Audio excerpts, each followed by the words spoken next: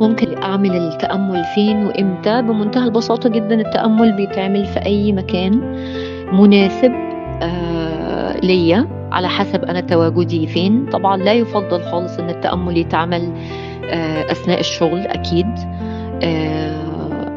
ولو أنا سايق عربية.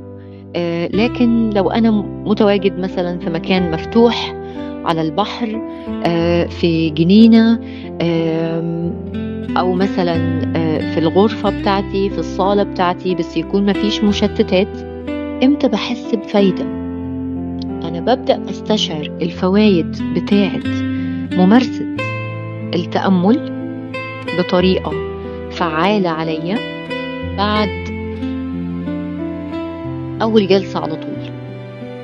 لو أنا أول مرة في حياتي بدخل جوه نفسي وبمارس التأمل وبسيب الدوشة اللي بره من أحداث، من مواقف، من أشخاص، وباخد وقت لنفسي وبقعد فيه بروقان في مكان مفتوح أو في الغرفة اللي تخصني، وببدأ أرتاح وأراقب النفس وأراقب أفكاري بتبدأ تهدى، وأراقب إن جسمي وجهازي العصبي بطل توتر وشد وعضلاتي بطلت تشد، وبراقب السلام وحالة السلام والسكن والسكينة جوايا.